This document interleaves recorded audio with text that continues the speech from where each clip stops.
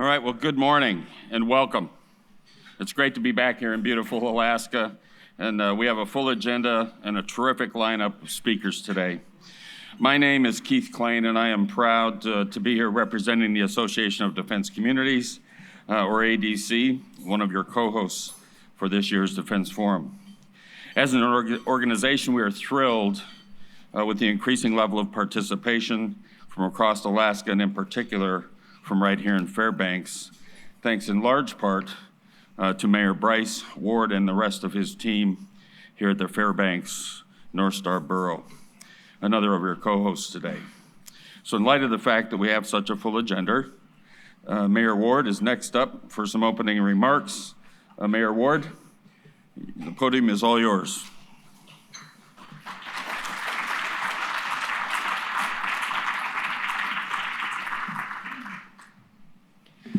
Thank you and good morning and welcome to the Fairbanks North Star Borough, the interior.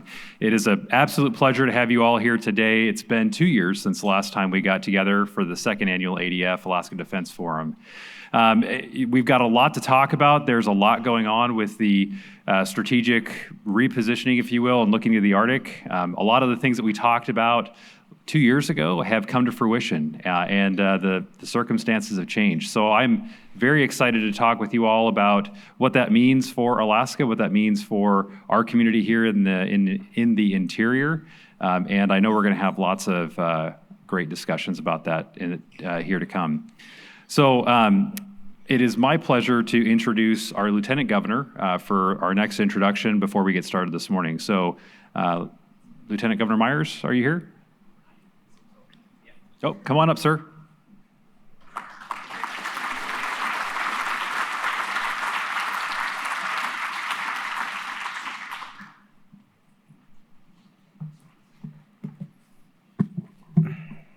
Good morning. It's always good to be in Fairbanks, especially on days like today. I want to thank you for inviting me to Fairbanks and to be able to say a few words today. I was looking at the agenda and all the speakers you have, and it's going to be a very interesting day discussing all the different opportunities and partnerships that we have working together here in the Arctic. And as you know, the only reason why the United States is an Arctic country is because of Alaska.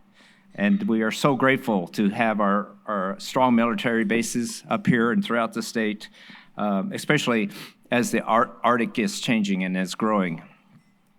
Our military secures the Arctic, secures Alaska, secures the nation. And Alaska, I'm happy to say, is home to 9 military bases, which play invaluable roles in defending the United States. In fact, just 2 months ago, Alaska made history when it renamed Clear Air Force Station to Clear Space Force Station. And we look forward to welcoming more members of our nation's 6th and newest military branch here to the last frontier. Alaska greatly values its military population. They are our friends, our neighbors. We go to church together. Our kids go to school together. We together make up a community and make up this state. And I hope that we, as a state, rise to the occasion to meet our military's needs as they have ours. For example, reciprocal licensing for military spouses. This initially was identified as a regulation that could help with the fighting of the COVID-19 response by creating emergency courtesy licenses. Later, legislation was introduced and was passed, making a lasting and meaningful change for spouses who relocate to Alaska and desire to join our workforce up here. It's great to work with our military families, and our veterans.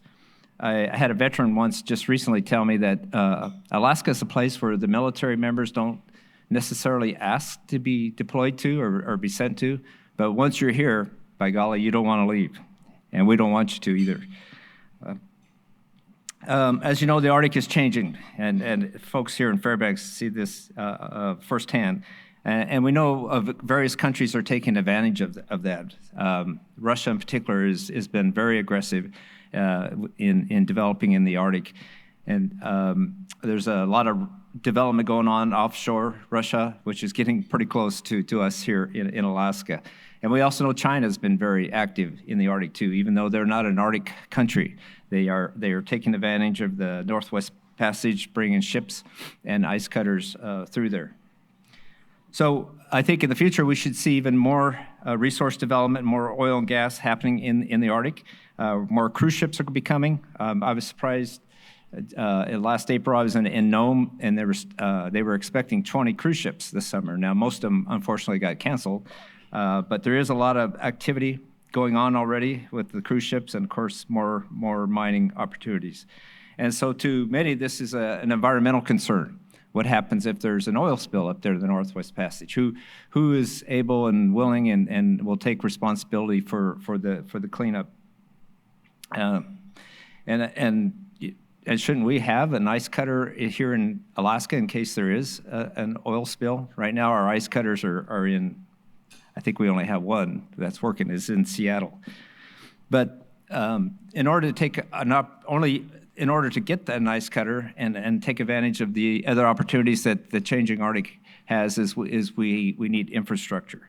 For example, if we wanted to house a ice cutter, we would first need a deep water port, like in Nome. And in the past year alone, the Army Corps of Engineers and Congress have made great strides making Nome home to our country's first Arctic deep water port. And it would be a great location for America and for Alaska to launch Arctic search and rescue, to do research, and for national security missions in the region. Fortunately, here in Alaska, we have a great National Guard who are made up of soldiers right here from Alaska, working closely with our military folks at J. Bear, Fort Wainwright, Fort Greely, who come up from all over the lower 48, and also working with our local Native organizations. We're working as a team to assure that the United States' interests are protected. And we're also fortunate here, speaking of partnerships, to have a great University of Alaska. Here in Fairbanks in particular, is whenever you Google anything having to do with the Arctic, you get all this information that's coming from UAF. They've done great work. I've toured the campus and the facilities many times, the Museum of the North. If you haven't gone, please go. And the work that they're doing with satellites and drones, it's amazing. And the university, I think, still does, and I know it used to, and I believe it still does, offers a PhD in Arctic and Northern studies. So the changing Arctic has opened up many opportunities for Alaskans. As you know, we're very blessed with lots of resources, and we've had some of the largest discoveries in the world right here in Alaska. Prudhoe Bay, Kuparuk, Red Dog is the largest zinc mine in the world. And we also have 27 of the 30 rare earth minerals that's needed for renewable energy projects. So we have it. We are the future as it pertains to the changing of the Arctic. And as you know, the development of our resources has been good for the state of Alaska. We now have over $80 billion in our permanent fund, primarily due to the oil production. But as the Arctic changes, opportunities emerge. We can't do it alone as a state. We need our military friends to keep us safe and to protect us and to protect our infrastructure. I want to thank you for allowing me to speak today. I'm looking forward to hearing the rest of the speakers and looking forward to hearing all the different partnerships and Arctic strategies and the opportunities that exist. Thank you very much.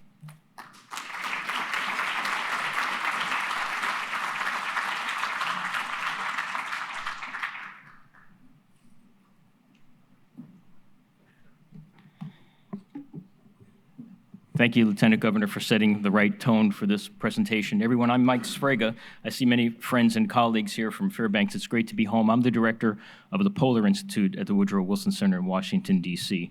And I think coming online here will be my colleagues, three of which are in Washington, D.C., and one of my colleagues, we're interrupting her dinner time in London. She'll be zooming in from London, and that would be Kathy Ashton. So I'm going to wait till they're up live and on the screen, and then we'll start this presentation. I see Rob Daly upper left, I see Rob Lipback upper right, I see Kathy Ashton lower left, and I see Will Pomerantz lower right. My friends, thank you for joining us today here in Fairbanks, where our weather is, I think, mimicking what's happening in Washington, D.C. We'll be in the 80s, and we've been breaking records the last couple of days, which is a sign of a changing Arctic. But I want to thank you all for joining us, taking time out of your day. So why have I invited my friends from the Wilson Center? And I'll do an introduction of who they are and why they are here. As Lieutenant Governor said, the Arctic is changing. It's not going to change, it is changing. With that comes incredible opportunities, but boy, there are a lot of challenges. And why might I think about bringing my colleagues from the Wilson Center here to talk to you at the Alaska Defense Forum? What does this have to do with our bases, our capacities here in the stint, with JBER, with Wainwright, with Eielson, with F-35s, with missile defense? It has everything to do with what you will talk about the rest of this day. And what our men and women in service to our nation, what they do every day. The reason they do it is because what's happening not just in the North, but globally. So instead, when I talk to the mayor and with Brittany, instead of giving you a keynote speech about what's happening in the North today, which is different than yesterday because it's changing literally daily, and do a walk around of what's happening geopolitically and otherwise in the North, I thought about taking a step back and inviting my colleagues from DC and from London to give you a peek into why things are changing geopolitically. This is not just about the Arctic. So your discussions today are not just about Alaska. They're not just about the Arctic. They are about global geopolitics happening at a level so fast that now the Arctic is consequential to areas around the world. We are no longer separated from the rest of the world. From Africa to the Arctic, we are connected. From the Indo-Pacific to the Bering Strait, we are connected. China, Russia, North Korea, Europe. The issues you'll hear about in a few moments, they impact us here in the state. That means they impact us here in Fairbanks. So instead of giving a keynote, I thought I'd give some contextual thoughts and then invite my friends in to give you some thoughts from their particular regions. The Wilson Center was established by Congress in 1968, so we are part of the federal government. Our job is to inform our nation's domestic and foreign policy. Our job is to respond to Congress. Our job is to meet with world leaders, to talk about the issues that we all think about, perhaps on news clips and headlines and in tweets and a TikTok by diplomacy and diplomacy for TikTok. But this is beyond that. This is really thinking about why we talk about China in the Arctic. Why? Why do we talk about Russia in the Arctic? Why do we think about North Korea, which we should? Why do we think about Europe and the European Union? What does that have to do with us? Everything. Because now we are a part of the geopolitics of the world in a way that we were not before. So instead of doing a keynote on that, I thought we would do this. If you're concerned about China in the North, you should be concerned about China everywhere. You should take that into account. But I've asked my colleague, Robert Daly, to do something different, as I've asked each of my colleagues here to do for you today. Set this in context. How does Xi Jinping think? How does he think? Because that impacts how the Communist Party thinks, which influences domestic policy in China, which influences foreign policy, which influences their wolf diplomacy, which influences so many things. So from a big funnel all the way down to how does that impact the Arctic? So if you want to know what their motives are in the Arctic, look at what their motives are foreign policy-wise. And if you want to know what their motives are in the Arctic, I'll tell you what their motives are and how it impacts us here in Fairbanks. So that's the hope here. The hope is that we have a funnel. How does Xi Jinping think? How does Putin think? How does Kim Jong-il think? What is going on in Europe and the European Union? And how does that all impact global politics, but us here in the Arctic and in Alaska? So that's the intent of this discussion. I want to give you a peek behind the scenes so we understand why we have F-35s here, and we understand why we have missile defense here, and we understand why we have to support this mission, because it's not just about Fairbanks, Anchorage, Juneau. It's about Alaska, the U.S., and the broader geopolitics around the globe. So with that very long contextual comment, not a keynote, let me introduce to you my colleagues who have been nice enough to take, let's take these glasses off, nice enough to take part of their day and share with us. So I want to introduce Dr. Will Pomerantz. Will, you're on the lower right of our screen. Just wave so people know which, there you are. Just wave to us. There you go. Will is the Deputy Director of the Kennan Institute, which is the premier center for the research on Russia and Eurasia. He's taught law at the Center for Eurasian, Russian, and East European Studies at Georgetown. Prior to joining the Kennan Institute, Dr. Pomerantz practiced international law in the United States and in Moscow. And like many of my colleagues here on the screen, you have seen Will's commentary on pick your favorite news channel, news feed, or whatever. All of my colleagues have testified before Congress far too many times than they may want to remember.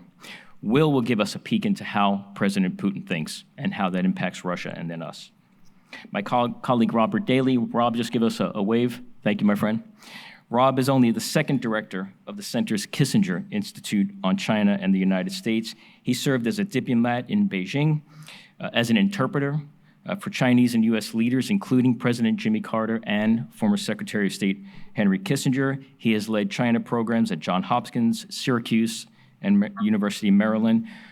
Rob is simply recognized East and West as one of the leading authorities on Sino-U.S. relations. Rob, thank you for joining us. My colleague Rob Lipback, Dr. Rob Lipback. Rob, give us a wave so we know which box we're looking at. Thank you, my friend. Rob is a senior vice president and director of international security. He's also a consultant at Los Alamos National Laboratories. He served on the National Security Council staff as director for non-proliferation in the first Clinton administration. Rob is an expert on all things nuclear and nuclear strategy. He's the author of many volumes, his last two most applicable today: Managing Nuclear Risks and Nuclear Crisis with North Korea and Iran. Rob's also a member of the Council on Foreign Relations. I included North Korea in our equation because we all know about their nuclear strategy. I think that's something that we should think more about. And finally, my friend Baroness Catherine Ashton. Kathy, just give us a wave. Thank you. And thank you for beaming in at dinner time in London. We really appreciate it. So the Right Honorable Baroness Catherine Ashton of Upholland is the Bank of America Distinguished Fellow at the Wilson Center. She's the former Vice President of the European Commission and the European Union's first High Representative for Foreign Affairs and Security Policy. She established the first EU ambassador to the Arctic's position, a legacy we all appreciate. She earned wide praise as negotiator, leading the P5+1 talks on Iran's nuclear program, and she galvanized agreement between Serbia and Kosovo. A life peer in the British House of Lords, she is a former nominee for the Nobel Peace Prize. She is simply one of the most consequential British diplomats of our time. My friends in Fairbanks, my friends in Washington, D.C., and in London will now give us a peek into how nation leaders think, how it impacts their policies, and how that plays out. I hope I will be able to pull that thread for you at the end of this hour, how that all plays out for us in the Arctic, us in Alaska, and the very reason we're actually here today. So with that, let me start with my colleague, Will Pomerantz, who's going to give us a peek into President Putin and Russian domestic and foreign policy. Will, thank you very much. Thank you very much, Mike. I must begin by saying that loads of people try to peek into the mind of Vladimir Putin, and most of us come up with some very interesting questions, but we can't always predict what Vladimir Putin is thinking. And indeed, one of the important aspects of Putin's foreign policy is that he's unpredictable. But we'll try to clarify what his major intentions are globally and a little bit in the Arctic as well, and see how we can illuminate what Putin is thinking globally and in terms of geopolitics.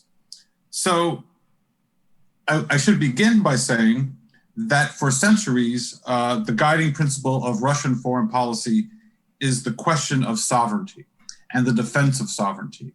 This is a very important issue in Russian history and in Russian strategic policy.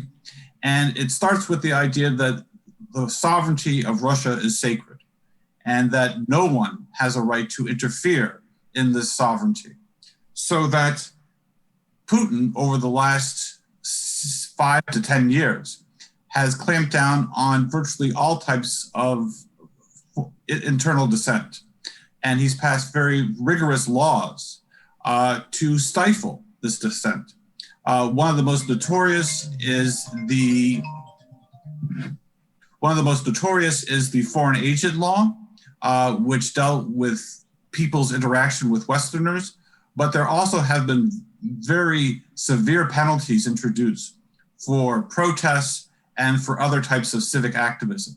So one of the important things to remember when you deal with Russia and you deal with the Arctic and international relations is that first and foremost, it's going to be concerned about sovereignty and will reject any attempt to influence and impact domestic affairs. And so the importance of sovereignty, I'm sure for those who follow the Arctic, was confirmed in 2007 when Vladimir Putin and Russia made sure that Russia could plant a flag under the North Pole in an attempt to claim all the raw materials that are in Russia's area of influence. So Russia has made certain dramatic statements about its sovereignty and its ability to control what it does in the Arctic. In many ways, the question of the Arctic is probably one of the most important ones coming out of the Biden-Putin summit of last month. But the problem is that Russia and the United States have conflicting goals and attitudes towards how to deal with the Arctic. So Russia, for the most part, is looking to exploit the Arctic for economic purposes. We've already mentioned the Northwest Passage, the new shipping route to the Pacific, but they're also exploring and exploiting the natural sources that come under its control. So again, no one can tell Russia how to deal with the exploration of these raw materials. Russia believes as a sovereign nation, it has an absolute right to pursue all the economic benefits of global warming. And basically the policy of the Russians is that they're not trying to prevent global warming, but they're trying to adapt to it. And they're trying to exploit the advantages that come from global warming. Sovereignty is also closely related to the notions of security and national defense in Russia. And here there is an important need for an increased dialogue between Russia and the United States. And one of the most vulnerable places where something could go wrong is in the Arctic. Russia has expanded its military presence in the Arctic. It is building new weapons systems, including hypersonic cruise missiles. And the United States, as was mentioned in the introduction, has also a significant military presence now in Alaska. So the fear is that any sort of miscalculation or a misreading of one's intentions could produce a catastrophic result. So one of the things that is important for the Arctic is an increased dialogue in Russia. Despite all the problems of U.S.-Russian relations that we have, it is very important that some element of communications remain, because there is a great risk that if something is surprising or has unintended consequences, that it could rapidly spiral out of control. So I think one of the things that I want to emphasize is how important the Arctic is in these communications between the United States and Russia. Indeed, outside of the security issues, the Arctic is one of the primary areas where a consistent and stable dialogue is not only important, but has historically taken place. But in terms of that dialogue and why that dialogue is not only so important, but so difficult, it is important to emphasize just how Russia has changed over the last 5 to 10 years under Vladimir Putin's continued rule. The defining event really was the decision of Russia to invade Ukraine and to annex Crimea. In the aftermath of that, we imposed economic sanctions, severe economic sanctions in terms of energy and trade. Russia, asserting its sovereignty, imposed counter sanctions and has severely limited the opportunity for increased trade between the two countries. At the same time, Russia has dramatically turned away from what was hoped to be, maybe naively, maybe not, a democratic transition in the aftermath of the collapse of the Soviet Union. But this hope that Russia was going to kind of converge to the West and converge with Western institutions has pretty much been revoked via Putin's rule. And so the most important evidence of this were the constitutional amendments that Putin imposed in 2020, where he basically, not only did he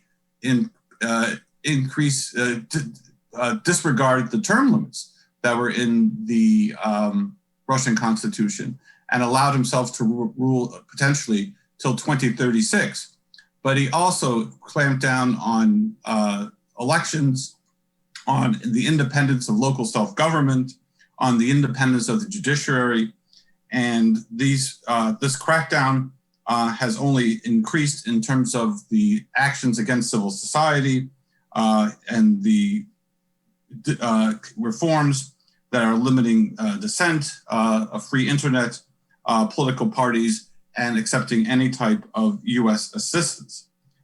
I think in the short term, this will only increase. So if you want to try to understand Russia and try to get into Putin's mind, I think the most important thing in this case for Alaska is to understand the importance of sovereignty, the importance of non-interference, of the importance of Russia being a global power. And this is what Putin is really committed to achieving. And this is what he wants to do. In conclusion, not only is Alaska on the front lines of this deteriorating U.S.-Russia relationship, it also holds out one of the few possibilities for increased dialogue and cooperation. So in conclusion, you may not realize it, but Alaska is a major player in U.S.-Russian relations. Will, is that on? Can you test this? Is that on? Okay. Will, thank you very much for that. And thank you for reinforcing what we've all said up here before. Alaska's really important. So thank you. We're gonna take you up on that. That's straight from Washington, D.C. We're going to underline it and highlight it. But thank you for really hitting on a couple of really important things.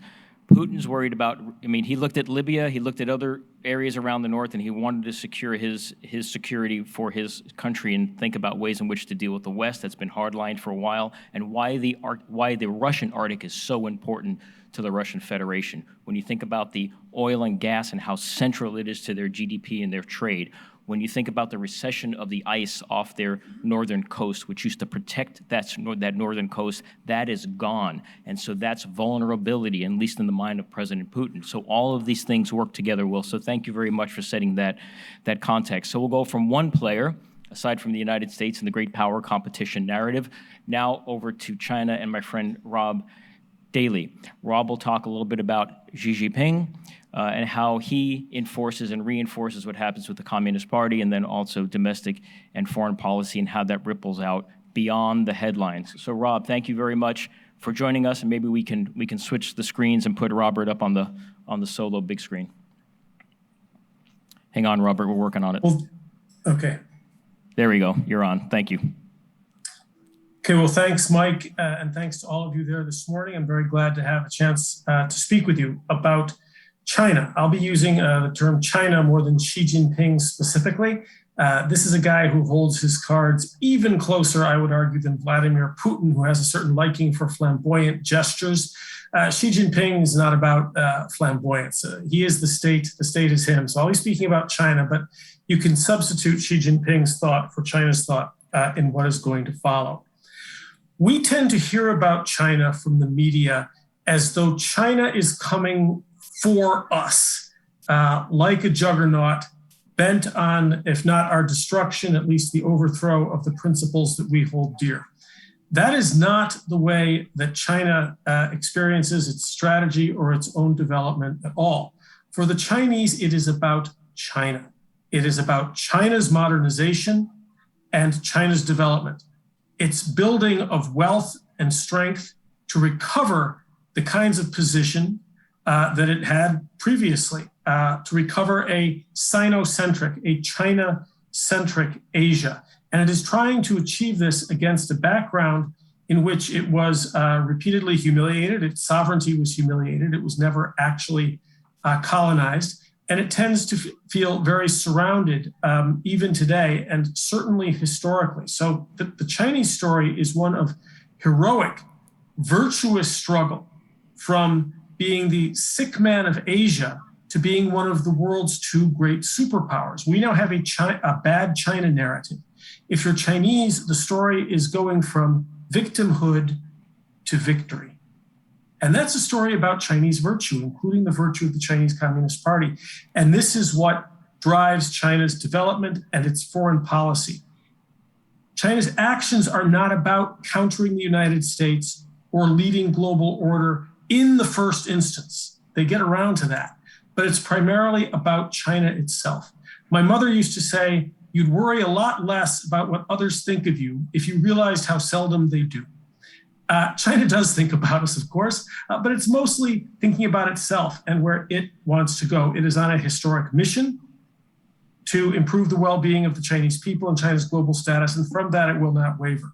Now, because of that, and because of China's development, it is in fact now engaged in a long-term, global, comprehensive struggle with the United States to see which of the two superpowers will have the greatest impact on global security architectures, trade and investment regimes, very importantly, the development, marketization, and regulation of technology, but also global norms and practices and values worldwide. This is the nature of the US-China relationship now. It's competitive. But again, from China's point of view, it's not competing for competition's sake, it's for China's sake.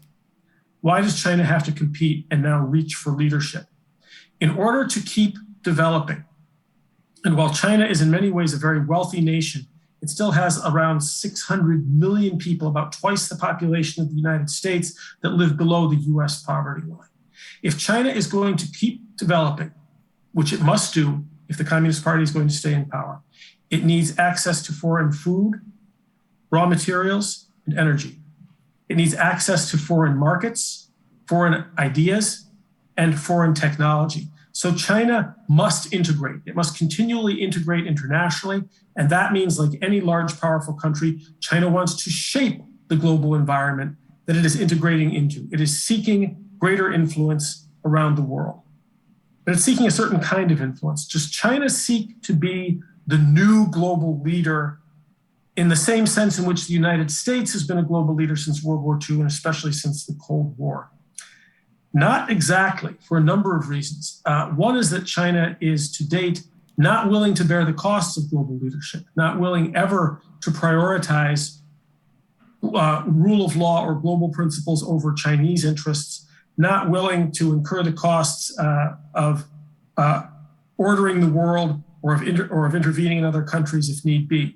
China is seeking deference to its prerogatives, the developmental prerogatives that I just described to you. It is seeking to obtain the things it wants for China's growth. Should we be worried about that? Yes, it is a real challenge for a couple of reasons. One is that China is seeking this integration that I've described, which is primarily economic, in the manner of the Chinese Communist Party, which is to say that as China integrates, trades, and invests, and attracts investment around the world, it wishes to do so without obstruction and without objection to the practices of the Chinese Communist Party. This is part of the deal. If China sees you as receiving its largesse through trade, through the Belt and Road, or through access to Chinese markets, if you benefit from economic relations with China, then you're not supposed to have an opinion about the South China Sea or the Uyghurs or the Hong Kong national security law. And what this means, China's insistence on acquiescence, means that if you trade heavily with China, if you rely on China, then if you have a free press, you have to silence it. And if you have a vibrant civil society, you have to tamp it down.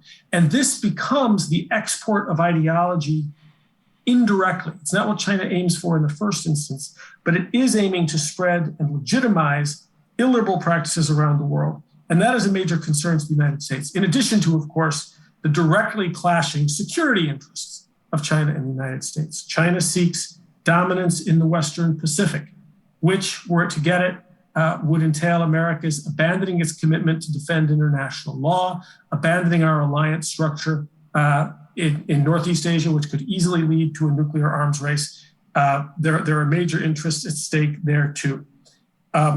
China, when it looks out, sees itself surrounded by the United States and its allies, which want to contain China.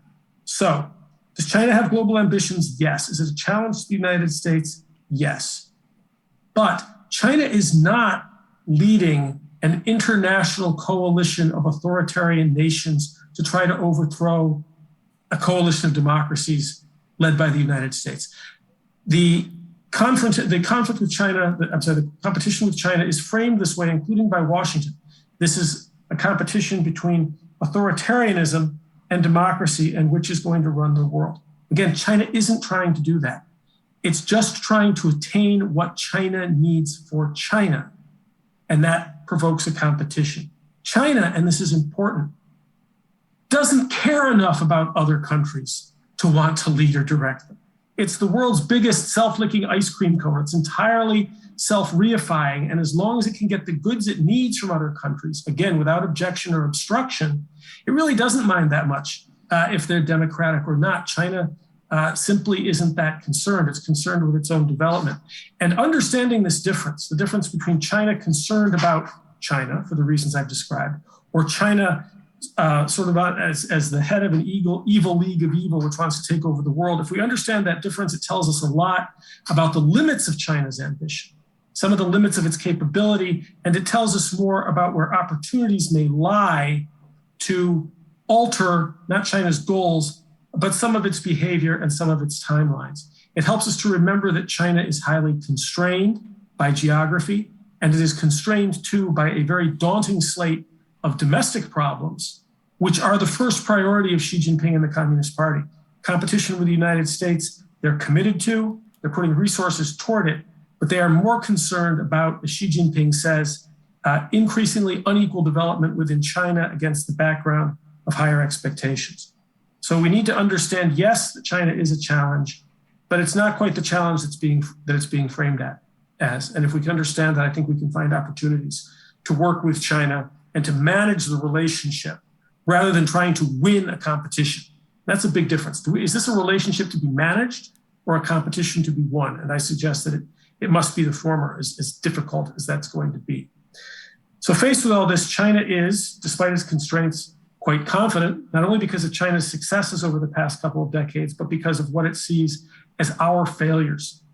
And if you would like to know more about this, I recommend a new book by Rush Doshi, who was at Brookings, who's now in the National Security Council, called The Long Game, which lays this out in great detail. One last note. China has made a fundamental decision over about the past 2 years, somewhere around the time of the transition from the trade war to concerns about COVID-19. And this is a decision that goes back to Deng Xiaoping. It began then, but it's really solidified now as a major driver of Chinese doctrine, and it will have impacts for our competition in the Arctic and Antarctic. And that is that the Chinese, we hear from many highly placed Chinese and from Americans who are long resident in China, they've made a fundamental decision that no matter what we say, our fundamental China policy is regime change, is the destruction of the Chinese Communist Party. High-level fundamental decision that changes their policy, that greatly limits their ability to cooperate with us, and that steals them for aspects of the competition that we might see as purely economic or purely technological, because they believe it is existential now. Thank you. Robert, thank you. That was like a 4-hour lecture in 10 minutes. Thank you very much. But which is fantastic and exactly what I was hoping for. Again, I understand that we're worried about getting our kids to school, whether Geist Road is open, is Airport Way bumpy enough. I mean, I get it, but to understand why we are so central, why we as Alaskans are so central to the issue related to the Arctic, and why the Arctic is really a part of the things that Robert and Will have shared with us, that is important, at least in my opinion, for how we position not just now, but into the future. And Robert, your last point was really poignant. You have said this before to me, that Xi Jinping went from all those things that you said in the 8 or 9 minutes prior to this comment, which is they now view motives of the West in line with regime change. And that to me is a fundamentally important and maybe even fundamentally different mindset on how they think about us and the rest of the world. So I may want to pull that thread in a moment, because understanding that really helps us think about the ways in which they may act into the future, and connecting all of that back to the Arctic. So thank you for that. And if I got that wrong, if I went from fact to fiction, you can reel me in on that one. Okay, well, we're going to stick with the fact then. Okay, let's move to the next presenter. My good friend, Dr. Robert Lipback. Rob is a good friend, our senior vice president. I asked Rob to join us today because Rob understands what's happening in North Korea and in Iran and elsewhere, where you have quote-unquote rogue nations who have nuclear capability and broader nuclear aspirations. And for us as Alaskans, you may look at a map and think it's far away, but we know it's not. Again, missile defense is 100 miles about from this hotel that we're sitting in and standing in today. We should be thinking about North Korea. We should be trying to understand North Korea a little bit differently, and we should try to think about the way in which they view the world and what that nuclear strategy is all about, and how that impacts us here in the Arctic, and in particular, us here in Alaska. And I've asked Rob to take on the unenviable task of trying to help walk us through that. So Rob, thank you very much for joining us. I would like to thank Mike Sfraga for organizing this panel and for his forward-looking leadership on Arctic issues in Washington. The Director of National Intelligence has identified 4 countries that threaten the United States: Russia, China, North Korea, and Iran. 3 of those countries are in Alaska's geostrategic space. You've heard from my colleagues about Russia and China. I'll now turn to North Korea. President Biden is the 6th US president to inherit North Korea's nuclear challenge. 70 years after the Korean War, North Korea is close to acquiring a game changer: the capability to target the US homeland with a nuclear weapon atop a ballistic missile. Alaska lies along the Great Circle from North Korea to the continental United States, and your state's Fort Greely, with its anti-ballistic missile interceptors, is the last line of defense. North Korea became a nuclear weapon state in 2006 in violation of its commitment under the Nuclear Non-Proliferation Treaty. In 2017, it tested an intercontinental ballistic missile, and the US intelligence community believes North Korea has mastered the ability to miniaturize a warhead to fit atop it, but has not yet tested a warhead capable of re-entering the atmosphere. Non-trivial technology. US vulnerability to nuclear attack is the precipitant of the current crisis with North Korea. In 2017, then President Trump said that the United States would act to deny North Korea this capability. He tweeted, "It won't happen," and called North Korean dictator Kim Jong-un a madman. The Trump administration also characterized North Korea as a rogue state. Now, that's a unilateral American political term without standing in international law that entered the US foreign policy lexicon after the Cold War. The policy lumped a disparate group of adversarial states whose regimes pursued weapons of mass destruction and supported terrorism. Those were the 2 criteria.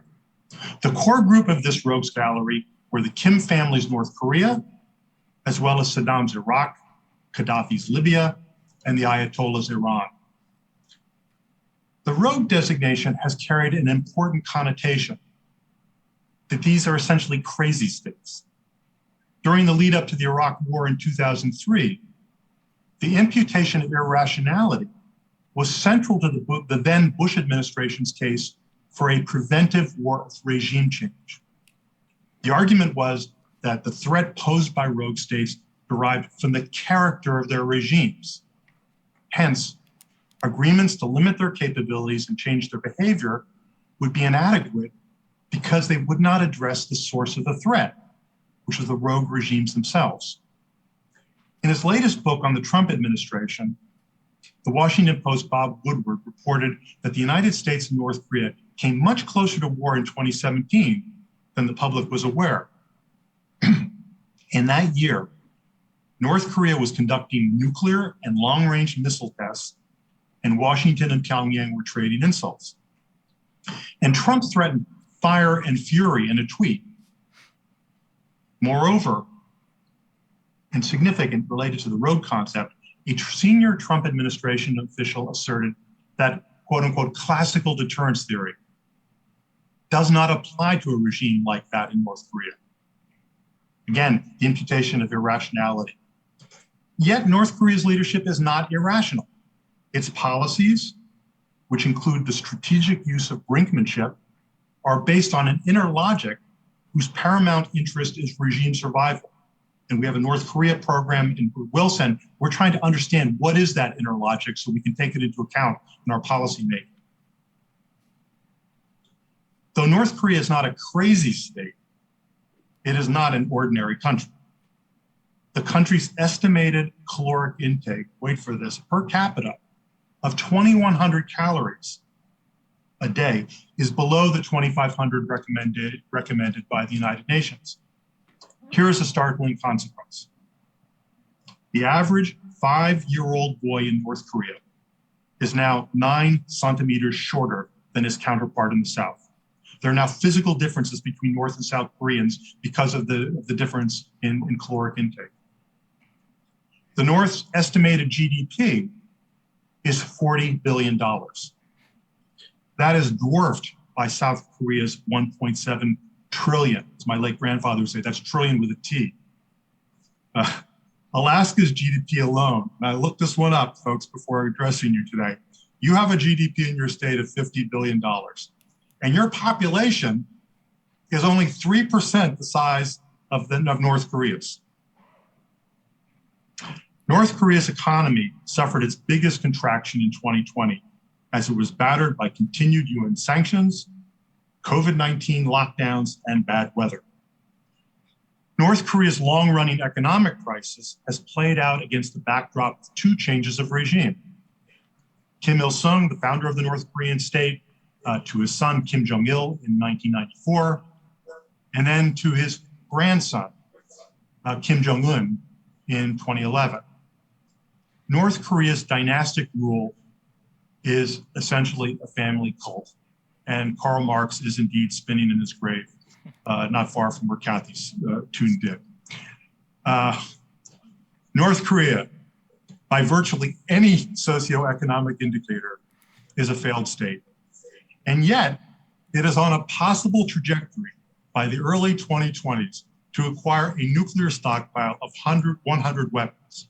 I checked out the $40 billion GDP, that's the size of Dayton, Ohio. So imagine Dayton, Ohio with a nuclear arsenal of 100 weapons. That gives you comparative sense of scale here. Extraordinary. The summit meetings between President Trump and dear leader Kim Jong-un did not eliminate a single North Korean nuclear weapon, but did change, importantly, the psychology of the crisis. The initiation of a diplomatic track pushed off consideration of a US military option, and Kim Jong-un, through the summit meetings, was transformed into not the madman of Trump's tweets, but his partner in diplomacy. The Trump-Kim summit meetings yielded a joint statement in which the Kim regime pledged its commitment to the denuclearization of the Korean Peninsula. But North Korea and the United States have contending definitions of denuclearization. For Pyongyang, denuclearization would essentially require the end of the US nuclear umbrella for South Korea and Japan, as well as the end of the bilateral security agreement between Washington and Seoul. For Washington, it entails the transformational goal of what they call CVID, complete, verifiable, irreversible denuclearization of North Korea. But after the US-led wars of regime change in Iraq in 2003 and Libya in 2011, 0 nuclear warheads will simply not be on the table as long as the Kim family rules in Pyongyang. According to the CIA, North Korea values its nuclear deterrent as essential to regime survival. For North Korea, the war did not end in 1953. In addition to its deterrent function, the nuclear program is the North's sole essential bargaining chip, an asset to monetize the negotiations with the United States and South Korea for tangible economic benefits. After 3 Trump-Kim summit meetings, which were long on ceremony and short on substance, nuclear diplomacy is stalled. The Biden administration is seeking to revive nuclear diplomacy with North Korea, which it should do as a matter of urgency. A key goal would be to go beyond North Korea's current moratorium on nuclear and long-range missile testing to achieve a more fundamental goal: the verified cessation of the production of weapons-usable fissile material so that we can cap the North Korean nuclear arsenal. This would essentially prevent a bad situation from getting worse. The price for such an agreement would be significant US sanctions relief. The US narrative would be that a freeze agreement of this type is an incremental step toward the aspirational goal of denuclearization. Ironically, the model for such a transactional nuclear agreement, one that would constrain capabilities, is the Iran nuclear deal, which the Trump administration walked away from and the Biden administration is attempting to rejoin.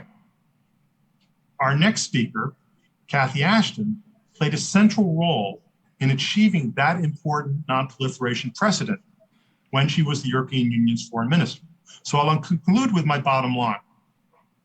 The dilemma posed by North Korea is this: the timelines for nuclear development and regime change or regime evolution are not in sync.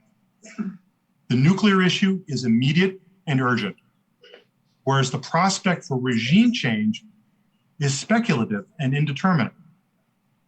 I make the case for a transactional strategy, delinking the two questions, to pragmatically constrain North Korea's nuclear capabilities and make the best of a bad situation and buy time as the uncertain regime change or regime evolution process plays out. North Korea does indeed pose a dilemma, and I'm reminded of the old saying, problems have solutions, dilemmas have horns. And I can think of no one better to follow on our previous speakers and my own comments than the esteemed Baroness Catherine Ashton. Over to you, Cathy and Mike. Rob, thank you. And thank you for the transition to Cathy. That I don't even have to do it now. That's fantastic. But thank you so much for that. I want to get, it's fundamental to hear from Russia to China to North Korea, to hear the threads, the commonalities, and then I will bring it back at the end of this to why we need to care about this, and also point out the mission sets that are up here in response to what these 3 speakers said. Cathy, Rob did a far better job of introducing the segue into you than I could have done. So Baroness Ashton, over to you, and thank you again for joining us in your evening. Mike, it's wonderful to be talking to Alaska, and especially talking to Alaska with my great colleagues. I feel like the band is back together, finally. We haven't seen each other physically for a very long time. And I can't see you, Mike, at the moment, of course, I'm still incredibly good looking, Cathy. Of course you are.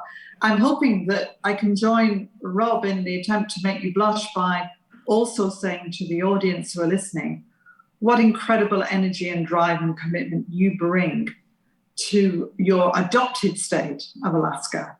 The photographs that some of us get of sunrises and sunsets and simply the beautiful and magnificent scenery around you are, in a sense, the manifestation of the commitment that you have to Alaska and, of course, to the Arctic.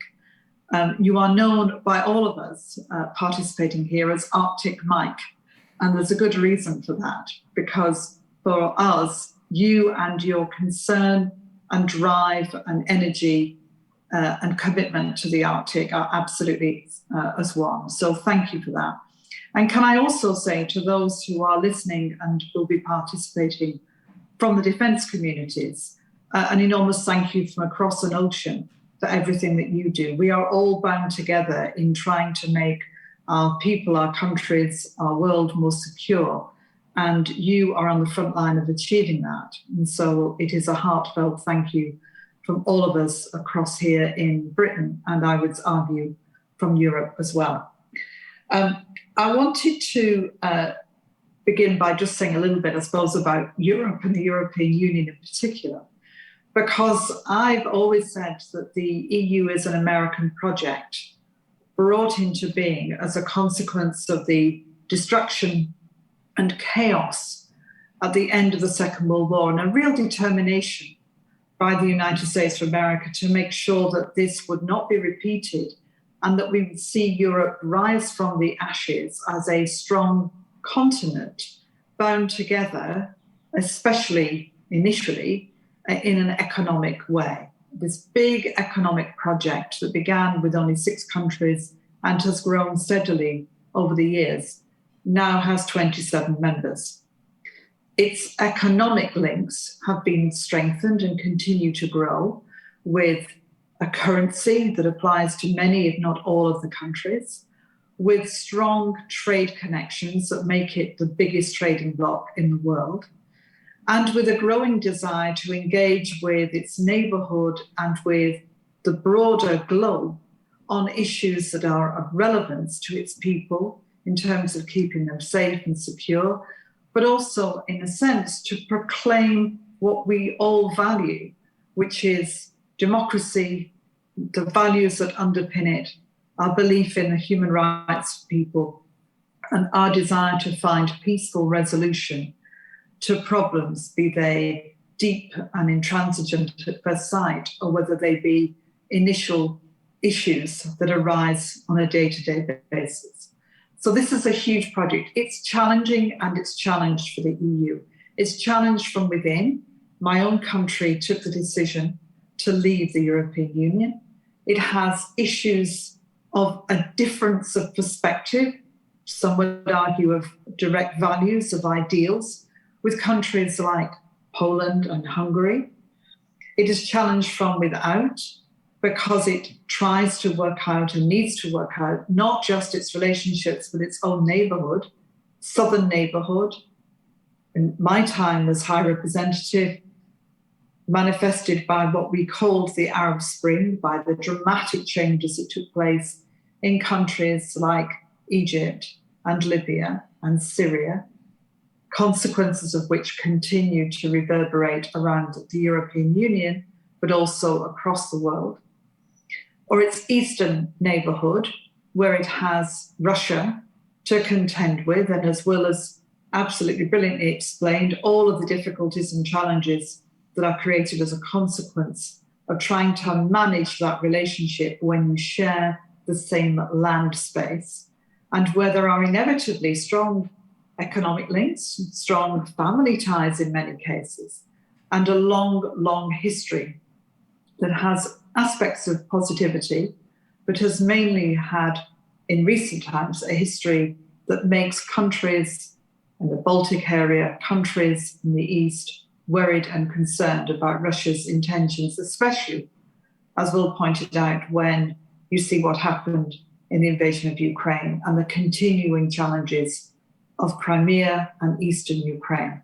These are big, big consequential problems for an alliance of 27 countries trying to work out what it should be doing. It has problems too in the context of what Robert was saying on China, where trying to decide what its relationship should be with China still, I think, is an unresolved issue in the European Union.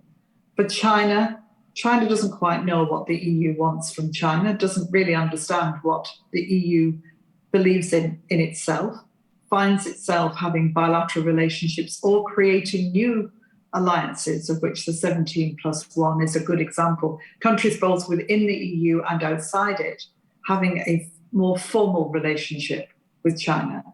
All of that making it more challenging for the European Union to work out how best to convert what has long been an economic relationship into a better, more thoughtful, more thought out strategic relationship with China.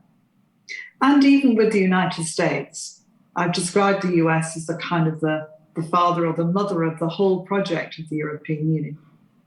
But that's not always been a straightforward relationship. And in recent times, it has been challenged, where the benefits of this across the ocean relationship have been challenged, not least by former President Trump in his analysis of what Europe gets out of its relationship with the US. And if you like, what the US has to put into that relationship without necessarily getting much out of it. So changes that.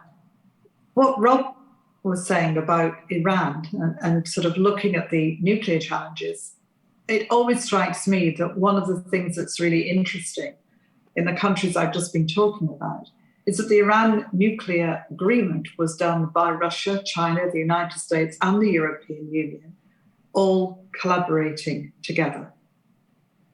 And an interesting aspect of how we think about the resolution of problems and crises is that we have had one tried and tested model that in the end was successful. And it was an unlikely success in that those involved as negotiating partners were often in deep disagreement on probably most other issues outside of the room in which they were discussing the Iran nuclear deal.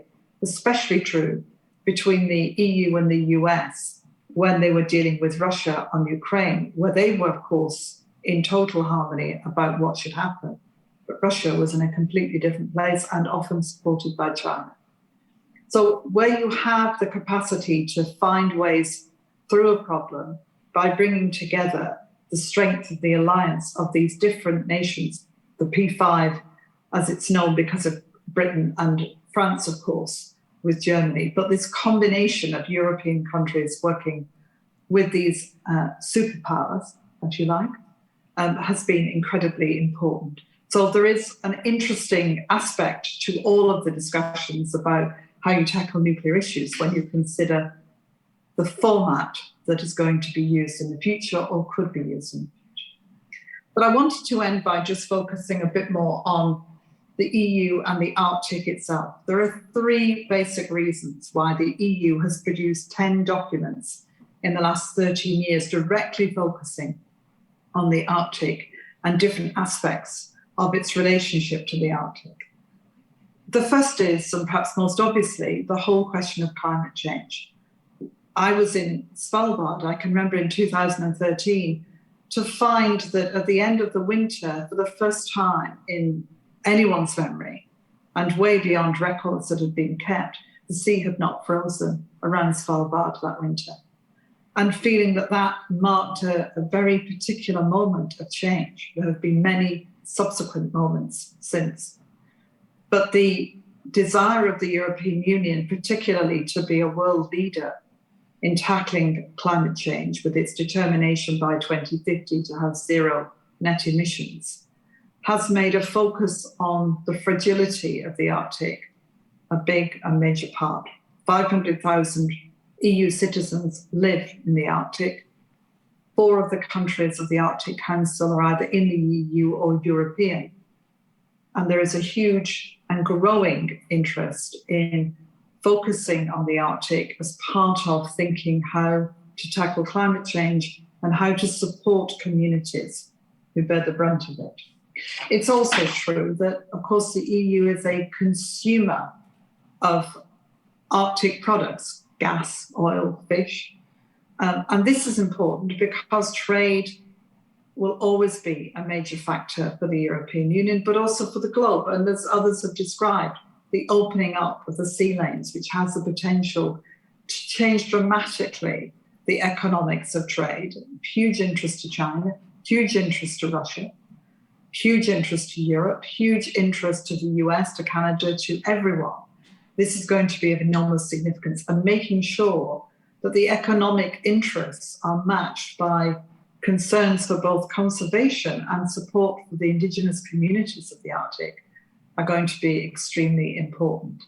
The role of the Arctic Council in that is substantial and important, but it's not alone. And then finally, which I've sort of touched on, international security issues that are going to become increasingly important. I think, again, we've touched upon Russia's determination to use different means to put facts on the ground which then become very difficult to dislodge. What I call the wedge that Russia puts into places, whether it's Ukraine or Moldova or Georgia or the Arctic, to make a reality of its own position and make it harder for people to be able to discuss, deliberate, determine on what sort of relationships we should all have to the Arctic in the future by ensuring that Russia's interests come first. These are all important and complex issues to be discussed, but the European Union and Europe in general, I think, is going to become more active and more engaged in discussing Arctic issues in the future. Kathy, thank you very much for taking on a whole lot in a very short period of time. You all have come back on the screen, and I understand you can't see us, but we can certainly see you. So thank you. We've got a few minutes left, and what I'd like to do before I tie it all together is to see if there is a question or two that we can fit in a few minutes from the audience. We have one up front and one to my left. Your right, so we'll go here, and then maybe I'll try to tie it all together at the end. Yeah, let's give the microphone on. Thank you very much. I appreciate Lieutenant Governor Meyer's comments to setting the Alaska context, and to all our speakers, thank you for the fascinating strategy context. I'm Joe Rice with Lockheed Martin Space, and my question is for Mr. Daly about China. I'd like to ask you about your comment, or to comment on what George Friedman says about China, that we should be, yes, concerned about their current activities, but we should be more concerned about China staying together in the long term, given their demographic problems, interior and coastal challenges. We should be more concerned about China staying together going forward versus really what they're doing externally. I'd be interested in your thoughts on that, sir. Thank you. I think that the quote you were talking about was emphasizing something that I mentioned, the enormous to-do list that China has domestically, and the many ways in which this is a very fragile superpower. You know, they have developed at a speed and at a scale that humankind has never experienced before. And because they've been so successful in building wealth, that has allowed them to paper over a lot of the very deep social fissures that have resulted from this very rapid growth. You know, my own Beijing mother-in-law, who's 89, was born into medieval poverty, running from the Japanese, and now lives in the computer age. There are major costs to this kind of change, even when it comes quickly. So China now faces a number of factors that could greatly slow its growth, which could lead to social incohesion and the kind of coming apart that China has experienced a couple of times in its history. You know, there's the problem of debt, especially of local government. The problem of demographics, a rapidly aging population and a declining birth rate. The problem of corruption, which is endemic throughout China. Pollution, not only of air, but of water and land. The water shortage in the north of China. Sclerotic politics that cannot keep up with the very rapid rate of change within China itself. So these are the issues, and especially this rich-poor disparity that China is confronted with. And so this has led some to say, well, you know, much as we worry about China now, if China ceased to be an engine of global growth, and if it fell into chaos, we would regret that even more than we would regret China's cohesion. It's a rhetorical device to make a point that is relevant about China's fragility. But since Xi Jinping came to power, and since US-China competition has really become the core of the relationship, I'm not sure that comment that what we should really wish for is China's success holds up quite as well as it used to, because China is interested in making the world more illiberal. Most people, and Pew and Gallup polling reveals this, even on China's doorstep, don't want to live as the Chinese live. China's power is becoming more threatening. We know that China is building hundreds of new missile silos in the northwest of China. We don't know what this means yet. There are a couple of different possibilities.